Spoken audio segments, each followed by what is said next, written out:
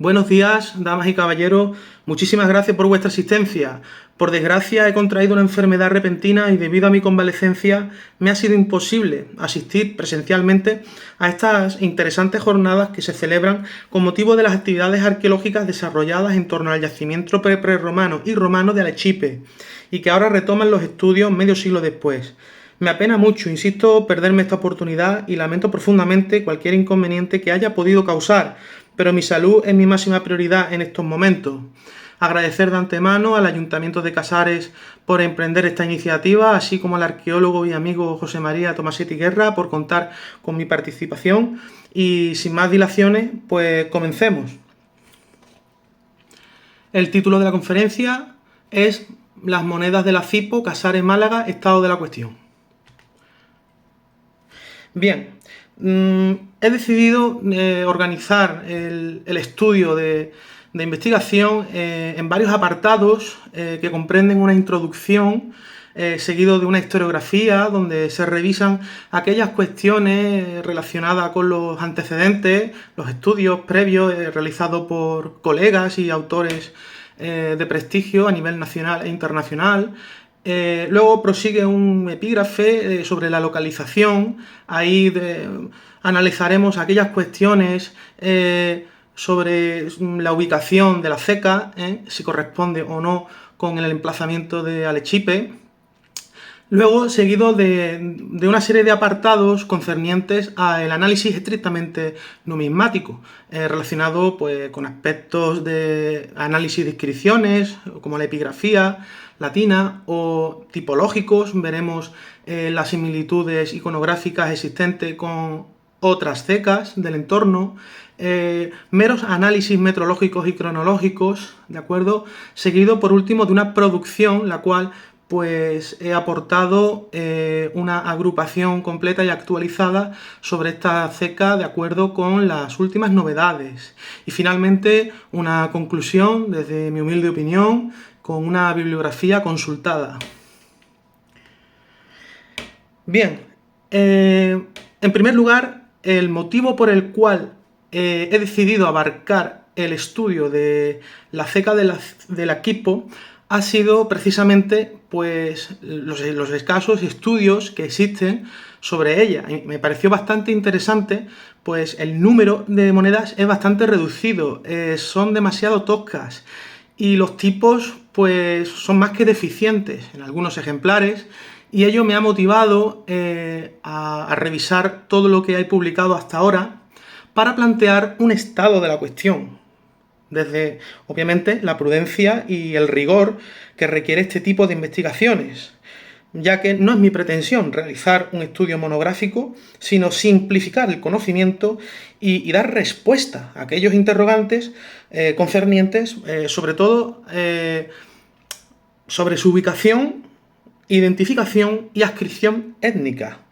así como aportar una sistematización lo más actualizada posible que permita matizar y corregir aquellos análisis previos que se han realizado.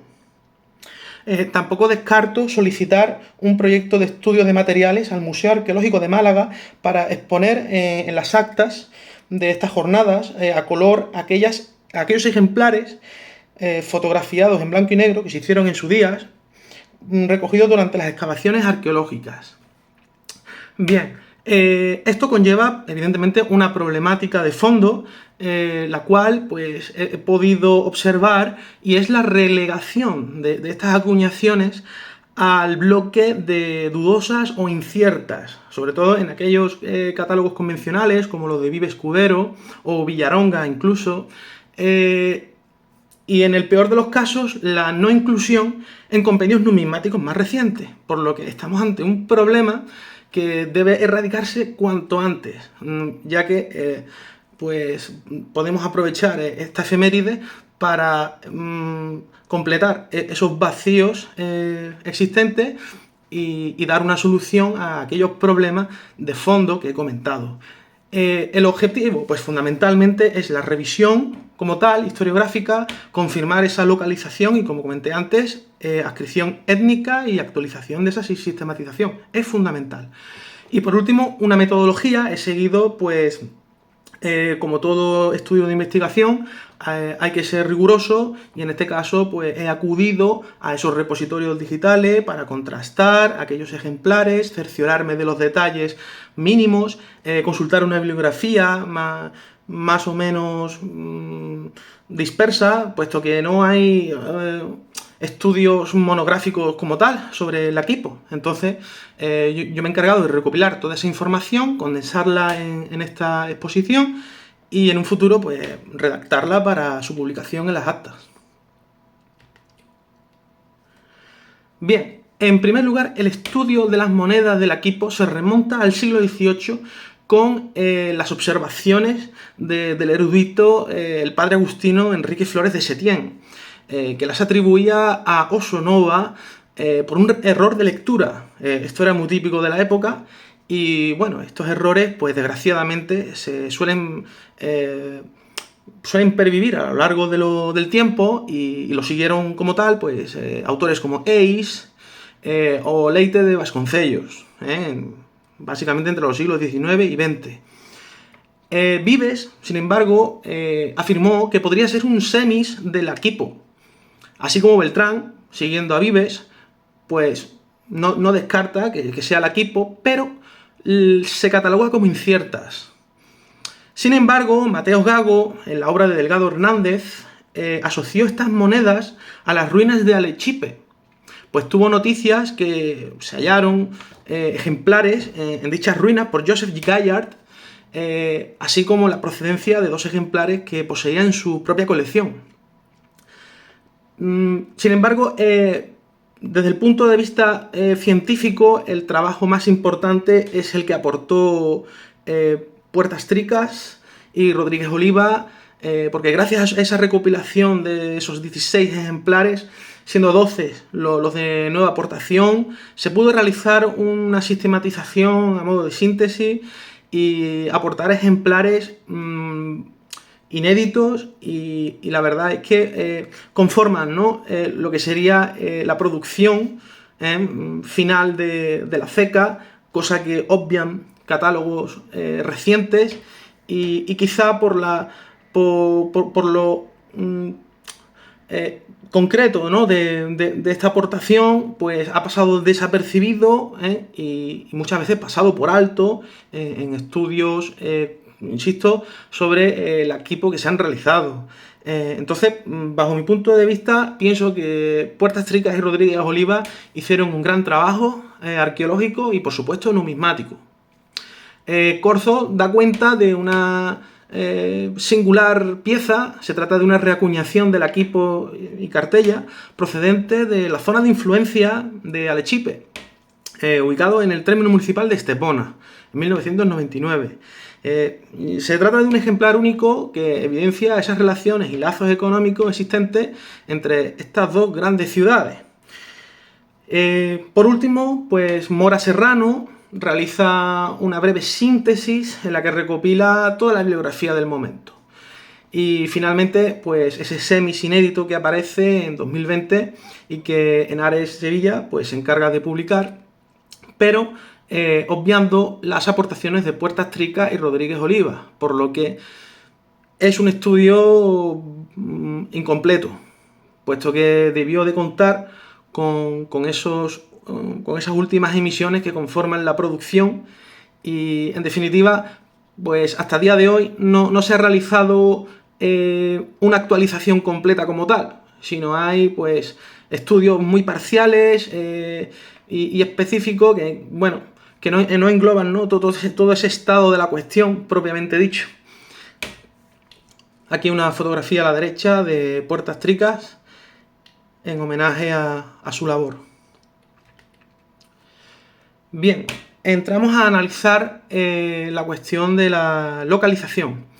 Evidentemente, los hallazgos monetarios son el elemento fundamental para ubicar una ceca en el espacio, ¿no?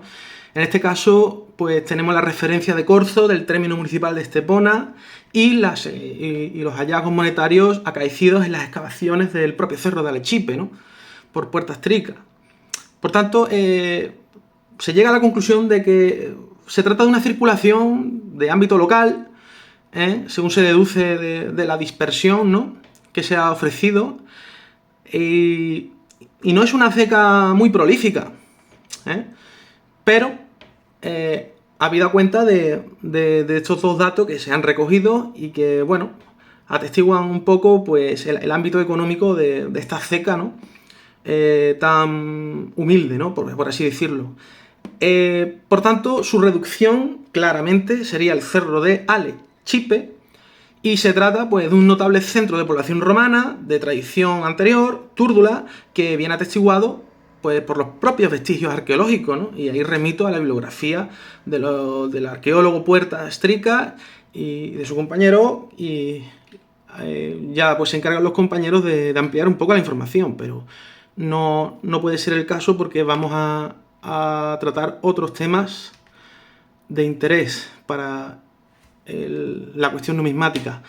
Bien, prosigo. Las fuentes literarias grecolatinas, muy importante. La Quipo se entiende como una ciudad estipendiaria citada por Plinio el Viejo y adscrita al Conventus Gaditanus, Túrdula según Ptolomeo. Ahí dejo las referencias. Pomponimela la situaba junto al mar, entre Saldúa y Barbésula, en el río Guadiaro, lo que conviene bien al lugar propuesto del cerro de Alechipe, si bien no era una ciudad marítima, sino más bien del interior, ¿no?, ganadera e incluso agrícola, pero eminentemente ganadera, ¿no?, por la tipología que enarbola, ¿no?, en sus emblemas heráldicos.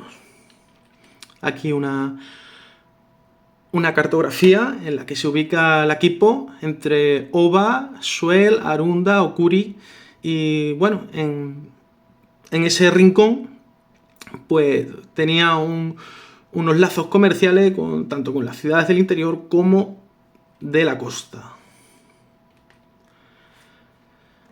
Bien, entramos ahora a analizar la epigrafía. En cuanto al topónimo, se puede decir que la Quipo se trata de un nombre de lugar indígena latinizado y de aquí helenizado. Por tanto, hay que dividir o segmentar en dos partes este topónimo o nombre de lugar. Por un lado, lac, que sería una raíz indoeuropea con el significado de estanque o acumulación de agua, al igual que lo tuvieron Lacca o la Quílbula, en la provincia de Málaga.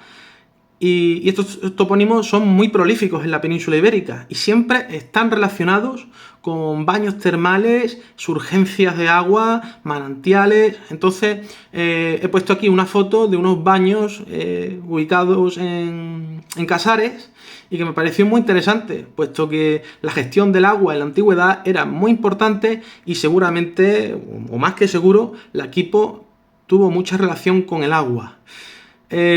Por último, esa desinencia hipo de muchos topónimos tartesios como Aquinipo, Baesipo, Iripo, aparecen ubicados justo en lo que se entiende como la perimetral, ¿no?, de la antigua región tartésica, por lo que pueden hacer alusión a ciudades limítrofes de ese ámbito tartésico, ¿no?, apareciendo solamente con una P en las emisiones monetales, pero se trata de una cuestión cronológica. Las variantes epigráficas latinas existentes son 4 las que he podido rastrear. En primer lugar, lac separado de hipo, abajo a la izquierda, justamente aquí donde señalo con el puntero, con una leyenda externa y retrógrada. Esto es muy habitual en las monedas de cartella, por lo que aquí estaría el paralelismo. Luego, en segundo lugar, Laci, aquí, y arriba, Po. En tercer lugar, esta moneda inédita del lac, 2 glóbulos delante del delfín, que también es habitual en la iconografía como tal, seguido de I latina, espacio, Po. Lac y Po. Sería la tercera variante epigráfica. Y por último, la Quipo, sin ninguna separación en la última emisión de ellas. Si se fijan, como veremos más adelante, en la producción monetaria, el delfín, en la emisión inicial, mira hacia la izquierda, aquí también, y en las últimas, en este caso intermedia, mira hacia la derecha. Estos son detalles que hay que tener en cuenta para esclarecer la evolución como tal de la ceca. Bien, entramos a analizar la tipología. Tenemos un toro parado a izquierda, que suele darse en Bailo, Clunia, Bora, pero a derecha siempre aparece en Asido, Tarraco, Arce, Cástulo, Vesqui, Turiaso, Avariltur, Bailo, Ercádica, Calaburris, Osicerda, Cascatum y Oripo. Sin embargo, por otro lado, el delfín aparece en Gadir y Cartella, simboliza la navegación y el comercio marítimo. En este caso habría que ponerlo en relación con la cuenca del Guadiaro y Genal que discurre a los pies de la ciudad de Laquipo. Los símbolos, por otro lado, secundarios del creciente son habituales en Secovirices, Arácticos o Vulco, Cartella, y del astro en Asido, Ituqui, Bailo y Cástulo. No obstante, existe una fuerte y única similitud en la tipología de anverso y reverso con Asido, en Medina Sidonia, pues únicamente se da en Asido esta combinación. Esto es un detalle a tener en cuenta más adelante para la adscripción étnica, puesto que los emblemas heráldicos propiamente son manifestaciones culturales de la identidad de esa población, ¿no? Entonces entraremos a analizar la cuestión étnica a continuación. Los diseños ganaderos y marinos pues, hacen alusión a las principales fuentes de riqueza de esta población y de sus regiones, ¿no? Por tanto, insisto, su adscripción por similitud tipológica con Asido se puede adscribir a los túrdulos, cosa que vendría refrendada por la referencia de Ptolomeo, como comenté anteriormente. El toro con astro encima, un diseño de los túrdulos. Efectivamente, el toro con astro encima es traído por Asido con 9 puntas. Si se fijan aquí arriba, son 9 puntas las que conforman este astro, que luego es adoptado por Ituqui, con solamente 8 puntas, al igual que Bailo. Pero claro, estas dos amonedaciones son de ámbito bastulopúnico. Pero hay referencias literarias que dicen que los bastulopúnicos convivían con los túrdulos en la costa, por lo que tiene sentido que en primera instancia esta iconografía influyese en las posteriores, en el caso de, insisto, Ituqui, Bailo y por último Laquipo, con 7 puntas. Es decir, vamos por orden, 9, 8 y 7.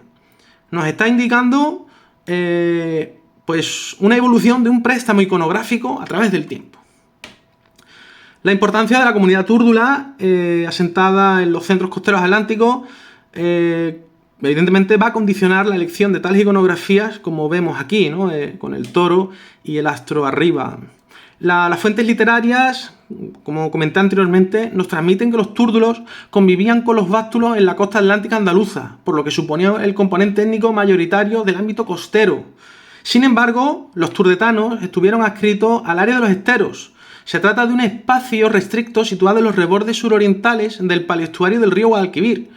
Un grupo denominado convencionalmente Caballo y Palma, acuñado por Naprisán, que fue la antecesora de Nabrisa Veneria romana, en Lebrija, la provincia de Sevilla, y los bastulopúnicos en la campiña del río Guadiamar, con el grupo Jinete con Clámide, Caballo Pastando y Racimo de Uvas, acuñado por Ilbizuir, en Tejada la Nueva, Huelva, que fue la antecesora, al igual de Ituqui, romana.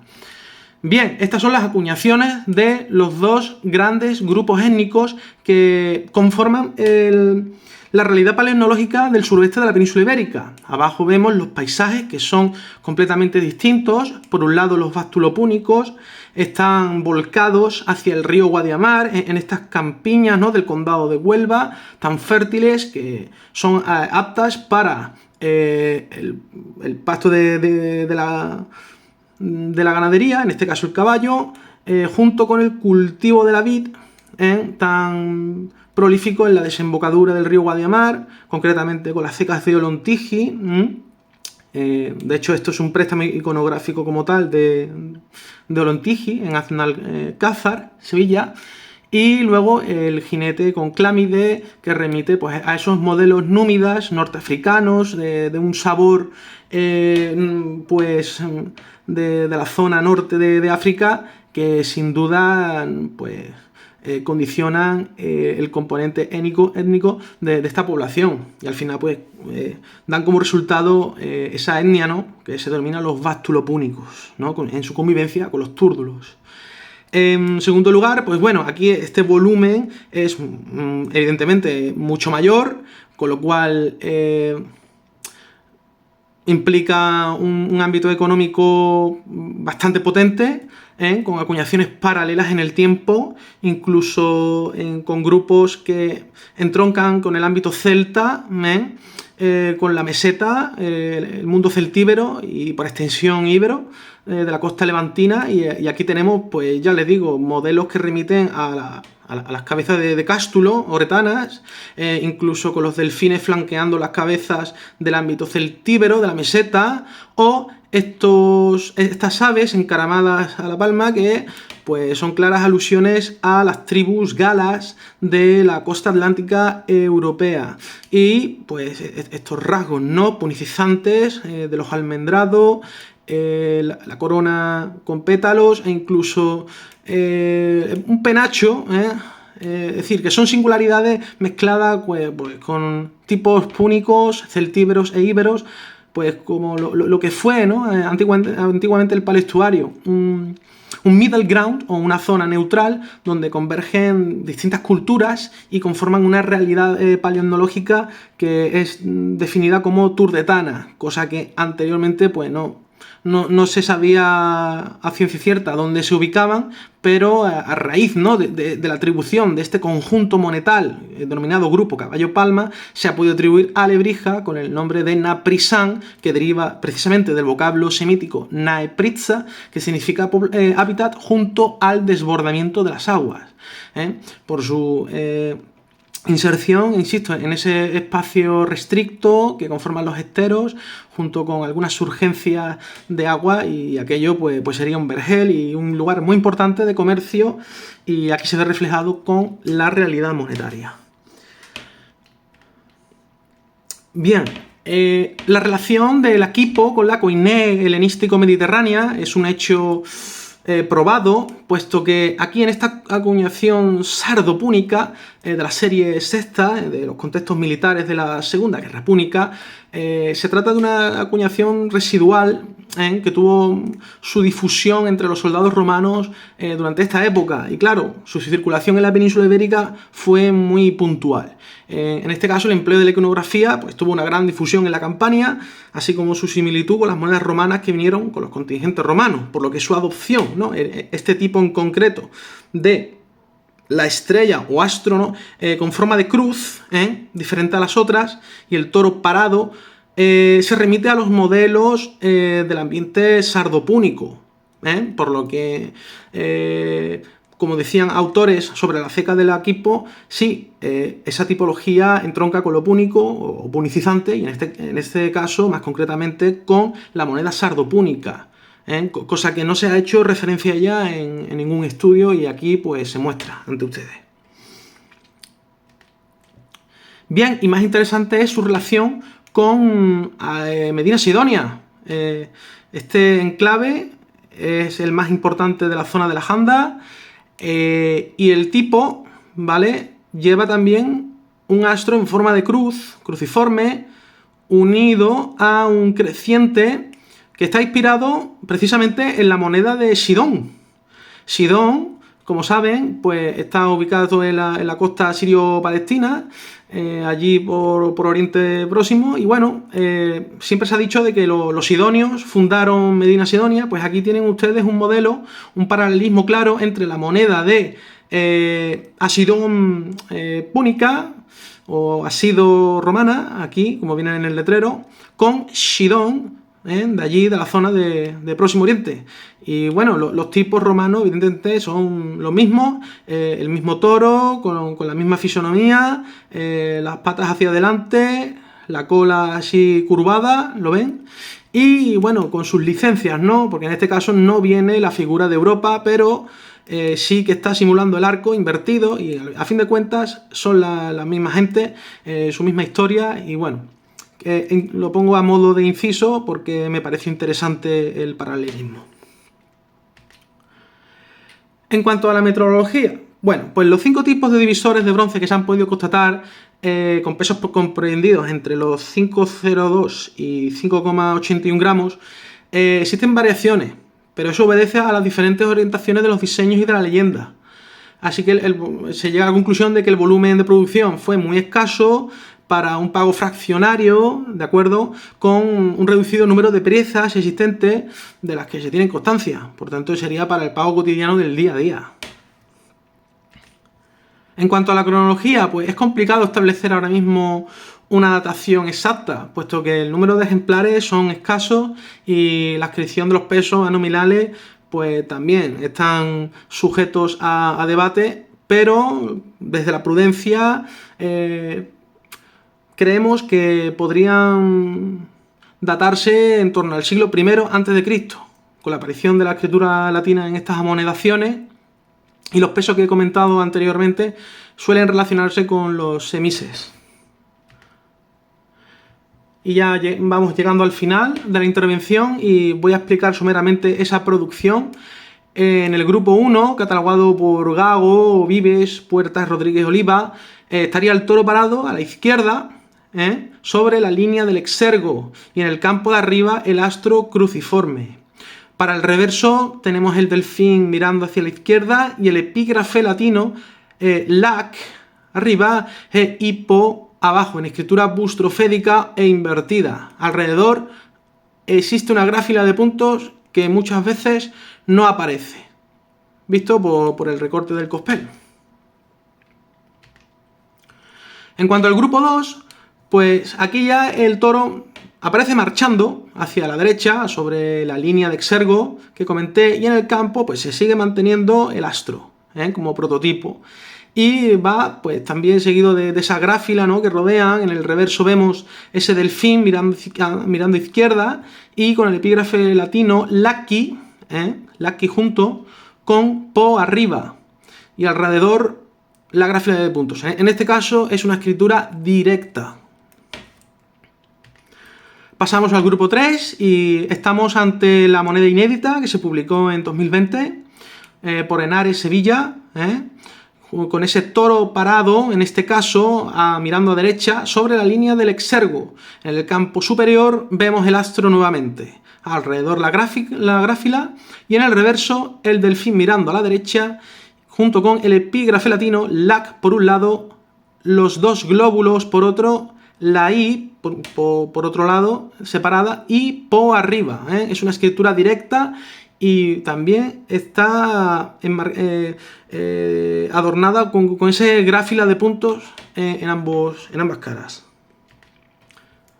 En cuanto al grupo 4, estas son las monedas que yo voy a solicitar en el proyecto de investigación al Museo Arqueológico de Málaga para fotografiar a color, puesto que son ejemplares muy interesantes y únicos que apenas vienen referenciados en los catálogos convencionales. En este caso, pues fue Rodríguez Puerta Oliva quien los dio a conocer, y bueno, aparece el toro parado a la derecha con la cabeza de frente, lo ven aquí ustedes, sobre la línea del exergo, y en el campo superior dicen que hay un creciente que estaría justo aquí con un creciente lunar, con un astro delante de la cabeza. Habría que mirar más ejemplares y cerciorarse, pero es una observación que dio en su momento Mora Serrano y me parece plausible. Habría que certificarla contrastando otros ejemplares de la ceca. Luego, en el reverso, aparece el delfín a derecha, con el epígrafe latino laquipo, abajo, un poco curvado, pero seguido. Y por último, el grupo 5, dado también a conocer por Puertas y Oliva, en cuyo anverso pues aparece el toro parado a derecha, y aquí se ve mejor con esa cabeza de frente, sobre la línea de exergo, y ese astro, ¿de acuerdo?, con 3, 4, 5, 6, 7 puntas, las que comenté, junto con un delfín en el reverso a la derecha y debajo el epígrafe Laquipo. Y para finalizar, y vamos llegando con 3 minutos de exceso, pero llegamos a la conclusión de que Laquipo estaría situado en el cerro de Alechipe, en Casales, Málaga, donde evidentemente existen vestigios arqueológicos de una ciudad romana, según los hallazgos monetarios y referencias literarias, así como en relación filológica del topónimo indígena latinizado con el nombre actual del lugar en cuestión. Era una ciudad estipendiaria, porque pagaba un estipendio a Roma y estaba adscrita al convento gaditano. Acuñó 5 tipos de monedas, que yo he dividido en grupos, según la nueva sistematización que he realizado, con la tipología del toro, junto con el astro arriba, que remita a los modelos sardopúnicos que hemos visto, traídos por los contingentes romanos. La afiliación étnica, sin duda, es túrdula y queda patentada por su similitud tipológica con Asido y, por extensión, con Ivolca, que sería la capitalidad de los túrdulos en la zona más del interior, y posiblemente marcando el límite territorial de este grupo étnico costero. Y bueno, aquí ustedes tienen recogida la bibliografía, la de Corzo, sobre esa reacuñación que comentamos, Delgado, donde Mateo Gago participó, la del padre Agustino Flores de Setién, la del Semes inédito que dio a conocer Henares Sevilla, la síntesis de Mora Serrano, junto con los trabajos de Puertas Tricas y Rodríguez Oliva, fundamentales, y alguna bibliografía específica sobre la moneda sardopúnica de Valdés Matías y un catálogo convencional, el de Vives Escudero. Y con esto finalizamos la presentación. Muchísimas gracias por vuestra asistencia y espero que os haya gustado. Para cualquier duda, les dejo mi correo electrónico y ya estamos en contacto. Sería fjorpae@gmail.com. Insisto, muchísimas gracias y que pasen una feliz jornada.